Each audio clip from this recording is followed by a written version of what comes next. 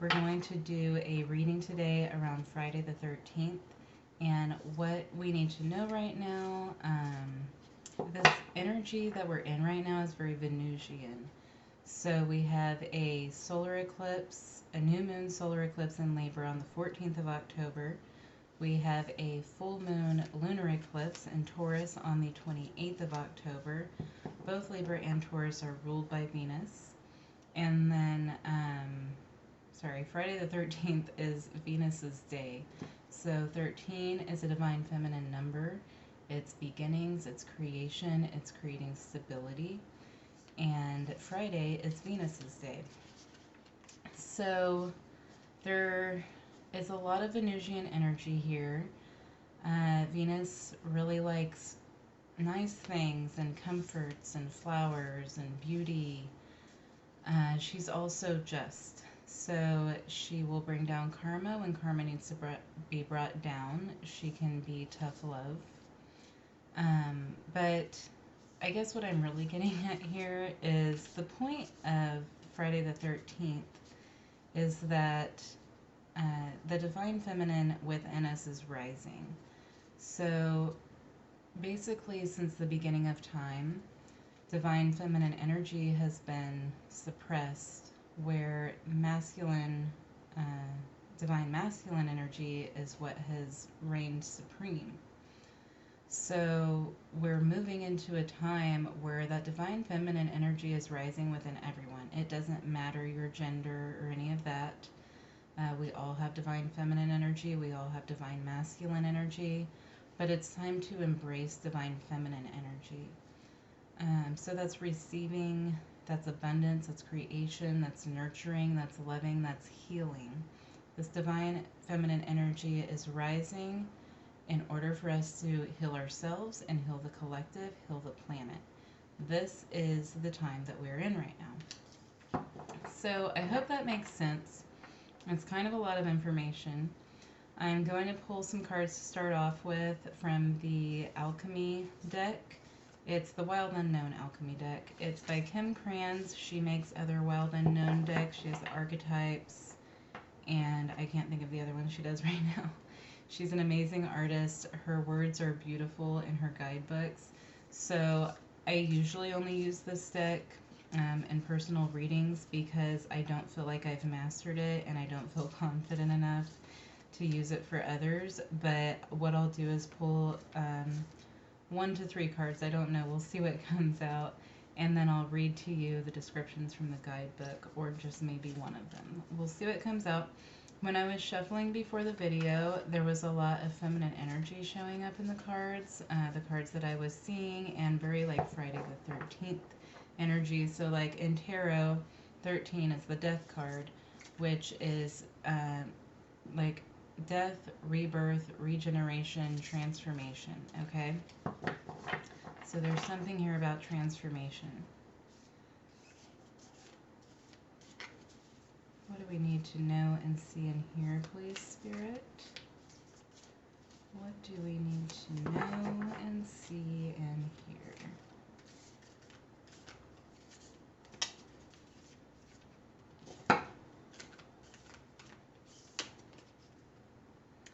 Ferrum, iron, that's interesting. Excuse my Latin. These cards are in Latin and English. Iron, well, the first thing I thought when I saw this card is that iron is in our blood. Also, you can see the Mars symbol there on the bottom. Iron is Mars's metal.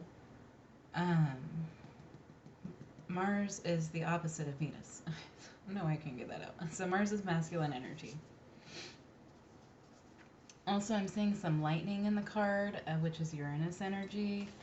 And Uranus really shakes things up. Uranus is retrograde in Taurus right now, which is ruled by Venus. Acetam, vinegar. That's interesting. Yeah, it's like we're tired of... Sorry, I just noticed. This card is number 22. which is in tarot, the Fool is 0, but it's also considered 22. The World is 21. And then since it continues to recycle through the Fool's journey, the Fool is 0 and 22, which is interesting. It's like a whole new cycle here, like I was talking about with the Divine Feminine. I don't remember what I was going to say before that. I got distracted. Yeah, it's like we're tired of the way things have been. I've been feeling this energy a lot lately with the collective. We're tired of the way things have been and we want to change. Like overall, I just feel like everybody wants a change at this point. Maybe not everybody, but most good-hearted people, I guess. Resin. Alright. So resin is like something being stabilized here. 38. We have 22, 34, 38. Yeah, it's like something is being encapsulated, held, preserved. Vinegar is preserving too. Something's being preserved. Maybe this is how the divine feminine energy has been preserved all of this time, even though there was like this war against it. Alright, so let's look in the book. Kim Kranz just has a way of putting things that is so beautiful. Iron is a reliable metal that can withstand great pressure. Over the centuries, we have come to utilize this metal extensively, mixing it with carbon to create the steel bridges, highways, and infrastructures that span across the globe. In alchemy, iron is associated with the planet Mars and shares its qualities of being strong, assertive, and potentially warlike. When the iron card appears, there is a call to rely on the reliable. What truly supports you? What have you already built? Iron dwells at the center of the earth, so when all else feels lost, go inward. There is a deep magnet there that pulls you toward what is steady and true. For the moment, put your words and weapons down and let yourself be held by the structure that was already in place. Well, putting your words and weapons down sounds very feminine to me. Alright. Acetum, vinegar, 34. I'm very bad with Roman numerals sometimes. Like, I understand them, but it takes me a minute.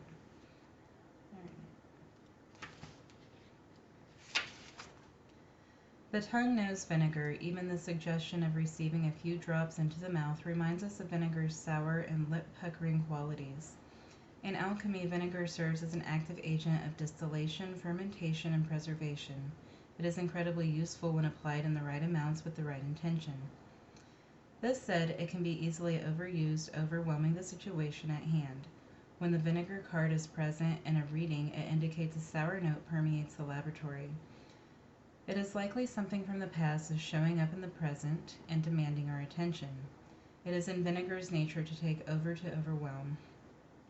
Be cautious with this material. A little goes a long way. As they say, it is productive to look at your past, but not to stare. Such is the complex energy of vinegar. So I'm feeling like there's something here about how we use our words. Maybe using our words in a kinder, more delicate, feminine way, rather than being assertive and angry and rude and cursing somebody out. Don't get me wrong, I've been there. Alright, resin. Resin is a miraculous material. It offers both stability and transparency. For centuries, cultivators and archivists have used it to capture an object in time and place, preserving it for an observation or adoration. Envision a delicate insect or flower suspended in a paperweight. Such is the alchemical energy of resin. Its qualities are protective, sealing, and hardening. When this card appears, there is a holding that's occurring, either literally or psychically. While well-intended, someone may be limiting the one they wish to protect. While well-intended, someone may be limiting the one they wish to protect. There may be an aspect of nostalgia at work in the laboratory, an unwillingness to let go or change. On the other hand, the resin card can indicate preservation of that which is most valued, a return to what's been lost. So this has a lot to do with detachment and attachment. It's interesting because Libra is karma, and this holding on to someone because you wish to protect them, you're preventing them from receiving their karma. You know, sometimes we have to allow people to learn their hard lessons or learn their lessons the hard way because that's their karma, and they're not going to learn if we don't move aside for karma to be delivered to them. You should definitely check out my reading that I did yesterday on Thursday for the Libra solar eclipse. There's a collective reading for the Libra solar eclipse. There's a lot of tower energy right now, and when a tower falls, it's the divine's way of clearing a path for us. So you might be holding on to something that needs to be let go of. All right. So I will link that in the description box below for you guys. Also, I did a solar eclipse reading for every sign, so each sign has their own individual reading. Check those out. I'll try to link those too. Alright, Spirit, what else do we need to know about this energy? Iron, vinegar, resin. This could be holding back your words about something, or just, okay, this is what it is. Letting someone go without being harsh in your words, because they're going to receive their own spiritual lessons. We don't need to deliver karma to people. We need to allow justice to deliver karma to people. We need to allow the divine to do that. All we need to do is step aside gracefully and with love. So, what does the tarot have to show us, Spirit? The Hangman, yeah. Hold your tongue. Hold your tongue about something. What is this? It's like you're... Alright. It's like you're in this masculine energy right now that needs to be balanced out with your feminine energy. So your masculine energy is ruling over your feminine energy right now. And you need to rein in that feminine. You need to balance them out, align them, so that you're not being overly masculine, overly assertive. This is like a lay down your sword type of energy, you know, like drop the battle. Sometimes it's okay to just walk away. There doesn't have to be a battle if you know that that's the right step to take. Like, really be careful about what you're saying, and also remember that everything that comes out of your mouth, everything that comes out of your mouth, you're speaking into existence, right? So, like, abracadabra, I create as I speak. What we speak is what we manifest. So, mean what you say, and say what you mean. All right, so we have the Wheel of Fortune. Something needs to change here. There is a change here. A destined change. You're going to be seeing something more clearly. So, like, you've been stuck in this energy, and the change has not been here, right? Because you haven't gained the full perspective yet. But you will be. You will be gaining a wider perspective on something here. And, like, you could be dealing with somebody who, like, you're more spiritually progressed than this person, or like you're on a higher vibration. So it's kind of hard for you to backtrack to understand this person, but what you have to understand is we're all on a different path.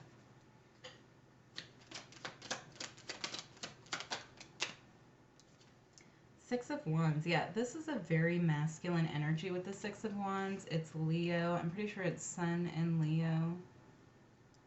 Or, no, it's Jupiter and Leo. Jupiter and Leo. That's like really big energy. And very masculine too. So don't allow your ego to rule your mouth and the words that come out of it. Oh. Well, the Four of Swords and the Emperor just came out. So this could be a relationship that you're in. It could be with a father, parent, it doesn't have to be a father, a parent, a husband, a boss, a spouse of some sort. Sorry. Um, a masculine in your life. It doesn't have to be a masculine, but a masculine energy in your life. Wrong card. But this person is staying silent and healing from somebody right now. This could be you to yourself. You could be really hard on yourself, and you're recognizing that the way that you speak to yourself is not benefiting you. All right. What else do we need to know, Spirit?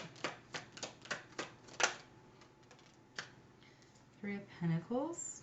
Working together here. Yeah.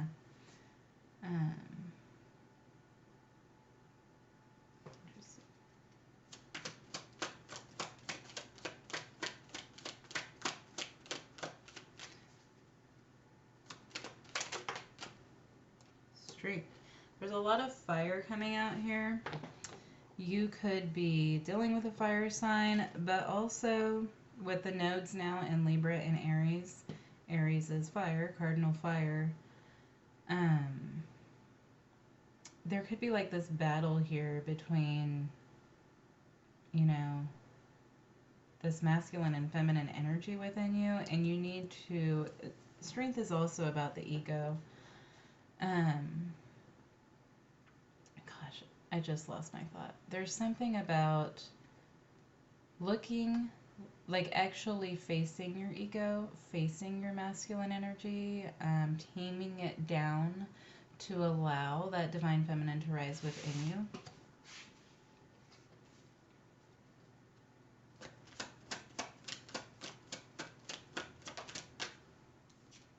More fire. Temperance, that's Sagittarius. Temperance and the Will are Sagittarius. Also, in the collective solar eclipse reading I did, there was a lot of Sagittarius energy coming out. It feels like something's coming to a head or completion, or there's a new beginning or something along those lines in Sagittarius season. Something big is like being balanced out in Sagittarius season, is what it was feeling like. I don't know if there's something big taking place astrologically. That might be when everything comes out of retrograde for the most part. I think Pluto comes out of retrograde in January. All right, we have the Two of Swords. So you're not seeing how you can work together with somebody. There is a perspective here. You need to work on opening up your mind to getting a full perspective of something here. You're not understanding somebody else, and that's why you're wanting to be harsh with your words. This could definitely be a home situation, a romantic partnership. More fire.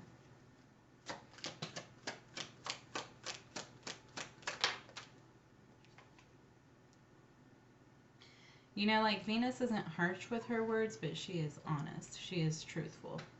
So there's a difference between speaking the truth and like using the truth to hurt somebody. Four of Swords, more Libra energy. Four of Swords, Four of Wands. So like somebody might need to take a step back here.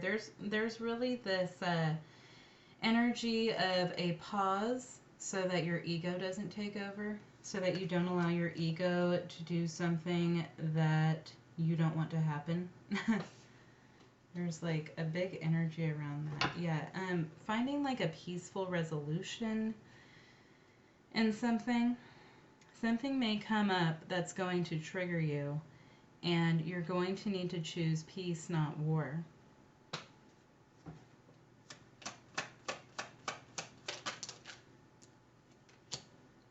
Eight of Pentacles.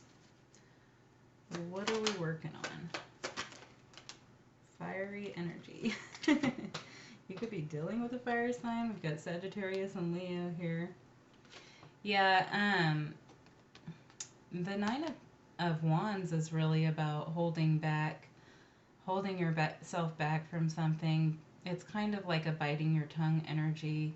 And the King of Wands has a huge ego. Like, he's going to say, he's going to say what's on his mind. Um, so I feel like I'm speaking to somebody who is allowing their masculine energy to rule here. Let's find out, how can we bring in more feminine energy? What can we do to help this feminine energy rise up, Spirit? What can we do to grow this divine feminine energy, to nurture it, to, what's the word I'm looking for? To harness divine feminine energy and align the feminine and the masculine. What can we work on, Spirit? King of Cups at the bottom of the deck. Ooh, and the Star. What can we work on here, Spirit, to align the divine feminine and divine masculine energies, please? Queen of Swords. I feel like that's where you're at right now. So, you know how in the back there she has hung her haters and she's working on her garden now. She got pissed off, she said some things, she hurt some people, she actually took their lives, but yeah, so there's a seed to be planted here. We're going to plant something, we're going to water it. Queen of Swords is Libra energy. That's Venus in her, no, we're not going to do that phase. Queen of Swords, Seven of Pentacles, Four of Pentacles, the Chariot.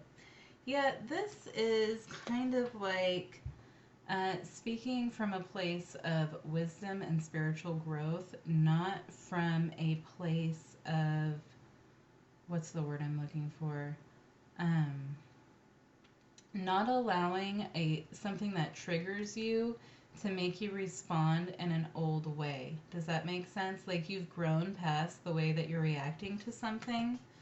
So use that energy to approach something, not the old way, like the way that maybe you were raised to communicate or something along those lines.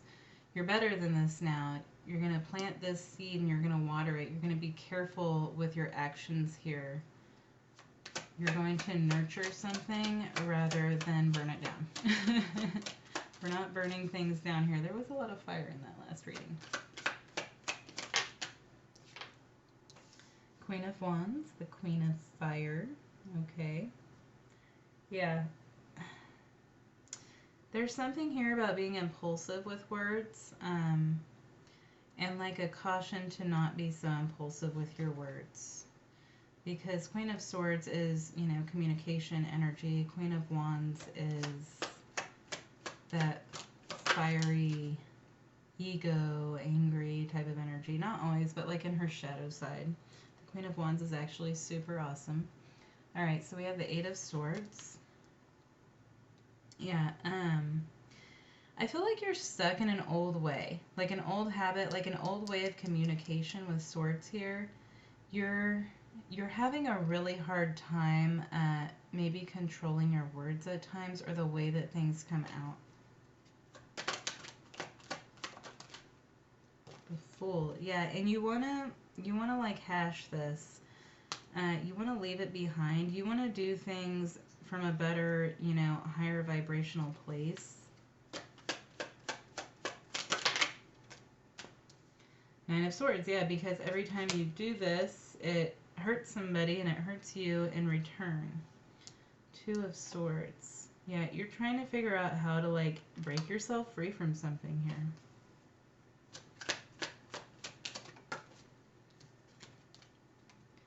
The Lovers, yeah. The Lovers is balanced, aligned communication, and also making the right choice. This card is ruled by Mercury. This is Gemini energy, by the way.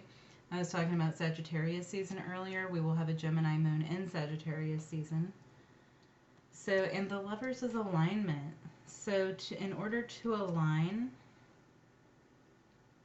you need to approach things from the experiences that you've learned from, right? So, you've learned this in the past. But there needs to be more balance here in approaching things from your higher vibrational self.